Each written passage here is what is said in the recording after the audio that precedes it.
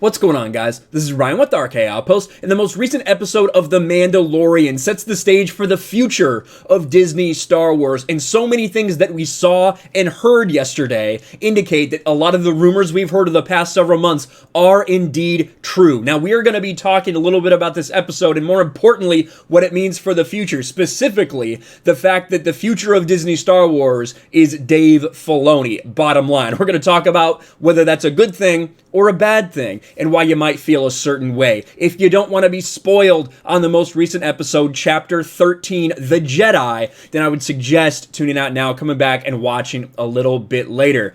But let's just get right into it. The very first thing we saw was Ahsoka Tano. Now, I don't think this is much of a spoiler. This was literally everywhere. It was essentially confirmed that she would be in the show days before this episode even aired. But with the appearance of Ahsoka Tano, we got a lot of other things. And one of them at the very end of this episode was a name drop that has a lot of people talking. And that name drop is Grand Admiral Thrawn. Now, at the end of this episode, Ahsoka Tano confronts this person that she should have had no trouble defeating, considering Ahsoka Tano went up against Grievous, Darth Maul, and Darth Vader. But regardless of that, once she does gain the upper hand, she asks, where is Grand Admiral Thrawn? Now, if you've been following along Disney Star Wars continuity, if you can even call it continuity, this shouldn't really be a surprise, because the last time we saw Ahsoka was right after Return of the Jedi, going off to hunt for Ezra Bridger, who was with Grand Admiral Thrawn. So evidently 5 years later, she is still on that mission, still on that journey.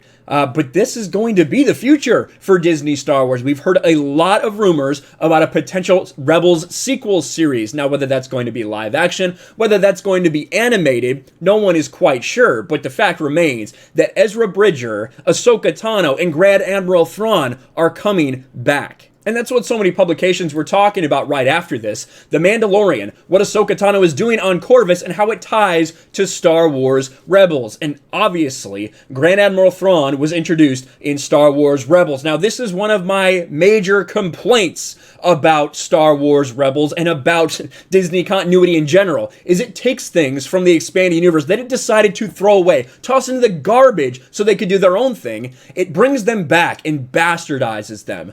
Because if you're familiar with the Thrawn trilogy, written in 1991, 92, and 93 by Timothy Zahn, the Star Wars expanded universe, Grand Admiral Thrawn was an absolutely terrifying villain. Not because he had force powers, but because he was an absolute genius. And the fact is, in Star Wars Rebels, he was made out to be an absolute idiot. They cucked Grand Admiral Thrawn, they neutered him. He is not the same character. He may have the name Thrawn, he may be blue, but he is not the Grand Admiral Thrawn that was so celebrated and beloved in Star Wars Expanded Universe, now referred to as Legends. And that is one of many reasons that it's very clear that we are going full Dave Filoni with the future of Star Wars. Not only that, but also you have the other things. The fact that Bo-Katan was introduced. Now, Bo-Katan, again, from Star Wars The Clone Wars, Star Wars Rebels, I think is going to be probably, I don't think she's going to get her own spin-off because it doesn't make any sense to me. I think she's going to be very involved in Star Wars The Mandalorian going forward, but we have heard rumors of potential spin-off involving Bo-Katan, maybe even with Gina Carano, Cara Dune, but who knows where that will lead. But the simple fact is, this character was also introduced in this episode, or in this season of The Mandalorian. So there's a lot of things to tie up. There's a lot of things they could do, things that Dave Filoni has previously worked on. Now, we haven't seen Ezra Bridger yet, we haven't seen Sabine Wren yet, but considering that was Ahsoka's mission, what she was going out to do to find Thrawn with Sabine so that they could find Ezra, it makes a lot of sense that that is what they're going to be focusing on for the future. This was a backdoor pilot for sure, whether it's for the Ahsoka series or the Rebels sequel series, I guess we'll find out. But very much it's indicated that Filoniverse, the Filoniverse, you've heard this so many times, is going to be the future going forward. But is that really a good thing? Now, I've had several problems with Dave Filoni for a lot of reasons. As someone who absolutely loved the Star Wars Expanded Universe, and I was reading Star Wars books from the late 90s all the way through until Disney bought Star Wars. When the Clone Wars, TCW was introduced, I had a lot of problems with some of the things they did in that and how they decided to retcon. Now, George was involved in some of those retcons, for instance, bringing Darth Maul back. But there were a lot of things that Dave Filoni very specifically was involved in. And the simple fact that Ahsoka Tano is alive now is because of Dave Filoni. It's not something George ever wanted. Now, there are a lot of people out there that love Ahsoka Tano. I'm personally not one of them. I think she's a fine character, but I think that she should have died at the end of the Clone Wars. I think she should have died during Order 66 because, quite honestly, her being alive through the entire original trilogy now post that is an enormous plot hole to me, and they're going to have to do a lot to explain that. And even George Lucas himself thought that Ahsoka Tano should die. Now, I'm going to play it right here where you can see very clearly, even Dave Filoni acknowledges that George wanted Ahsoka Tano to die, but once George was out of the picture, Dave Filoni kept her alive. Now, I know there's a lot of people excited to see her, and if you got hyped for seeing Ahsoka Tano, I truly am happy for you. I personally think she should have died quite a long time ago, and so does George Lucas himself. Take a listen. I don't think it's a mystery that I've always been a bit more in the Ahsoka Lives camp. And George has been very full on in the Ahsoka Dies camp. I think I've said that before, if not revelation for you. So this was for an interview during Star Wars: The Clone Wars Season 5, The Wrong Jedi featurette, where Dave Filoni admits that George always wanted her to die. Of course, not like I said, as soon as Dave Filoni got the reins, he keeps her alive, not only through Order 66, but also in Star Wars Rebels, through the entire original trilogy, and has her living at the end of Return of the Jedi. Ahsoka Tano should have died at the end of Order 66, or at the very least, if you want to bring your pet back, Dave Filoni, in my opinion, when she fought Vader in Season 2, she should have died then. She should have met her end then.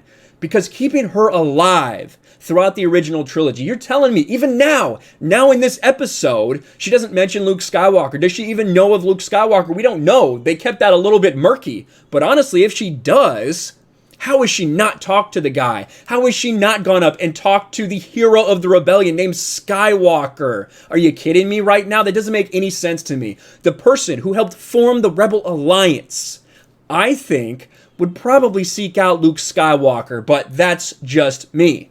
And there are other hesitations, in my opinion, some things that I have an issue with when it comes to Dave Filoni. Not only him taking the expanded universe in so many different ways and bastardizing it and then presenting it as his own story, like we've seen in The Mandalorian several times already, but also just the fact that I feel like Dave Filoni does have a little bit of an agenda. It might not be as heavy-handed as so many other people that work at Lucasfilm, but listen to this. This is planning for the Star Wars sequel trilogy.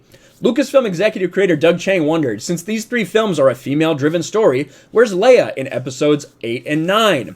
Dave Filoni says, there's a potential idea about the matriarchy coming back and subverting what has always been dominantly patriarchal in male heroes, Zeus, Hercules, everything else. John Knoll says the super intriguing setup in Empire talks about no, there is another. I felt cheated, but maybe Yoda's talking about Leia, and Dave Filoni says I love that. We should shift it so that Leia is the Obi-Wan of the entire trilogy. It's dangerous because it makes it so about the women of Star Wars. Something to me says that that's right. There is something happening culturally. You look at birth, regeneration, the world itself needing healing. All of those things are emblematic of the mother character in myth. They are all matriarchal things. Mother Earth itself, global warming is a hot topic. Right, and it's right here in this book. If you don't believe me, here's a literal screenshot from the book itself. But it also plays into things that Dave Filoni has said before. Take a listen to this.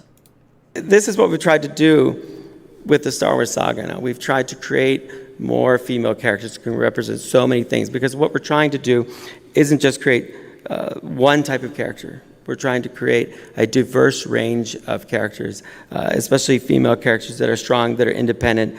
When you look at Rey on The Force Awakens, she's a female lead in a whole new chapter of the Star Wars saga. We haven't done a movie for 10 years, and here comes a Star Wars film, and here comes Rey. And what is it? Is it Panic in the Streets?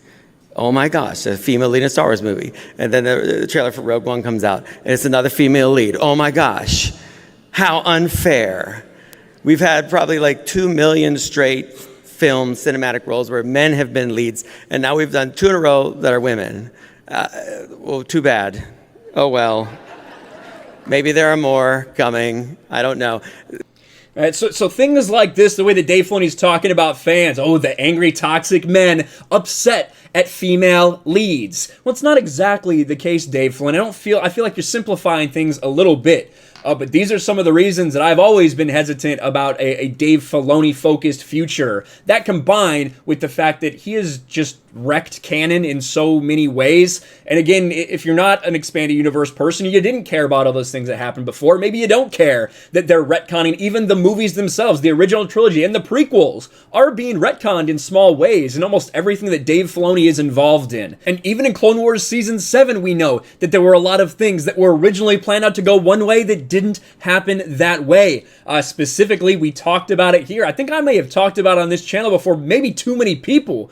But Ichibaka did this great article. Lucasfilm failed to tell King he was nixed, where a character that was supposed to be a love interest, a male love interest for Ahsoka, one that George Lucas was involved in the planning of, got changed. Not by George Lucas, but by Dave Filoni and Disney Star Wars. They decided to take that character out and replace it with 2 Latinx females. We've talked about that to death during Clone Wars Season 7, but the fact remains that it was Dave Filoni that was involved in that decision. Now, it's just things like this that pile up, and again, I've been following Dave Filoni in Star Wars for over a decade now, and I've had a problem with a lot of things that have happened for over a decade now. If those aren't big things to you, then you might not care. But that is something that I do truly care about, and it's one of the reasons I've been so hesitant about Dave Filoni and so critical of Dave Filoni. But it is very clear that that is going to be the future of Disney Star Wars. Now, I will make it clear myself that I think that Dave Filoni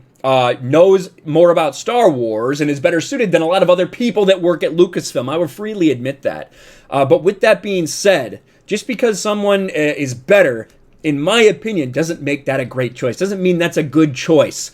And Dave Filoni, for better or worse, is going to be the future of Star Wars. I know there's a lot of people here that probably disagree with my aspect on it, my viewpoint. If you do disagree with me, or if you agree with me, I want to hear from you in the comments below. I know this isn't going to be the most popular video, but it's something that I have to put out there because it's one of the reasons that I have a problem with a lot of things Disney Star Wars, and almost everything Dave Filoni's been involved in some way, shape, or form.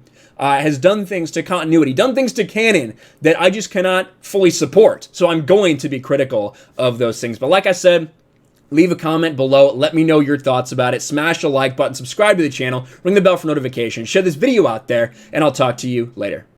Thanks for watching, everyone. And a huge shout out to my patrons. I appreciate you guys so much. Want to follow me on Twitter or Instagram? Check out the description below. You'll find links to my P.O. box and my Patreon as well.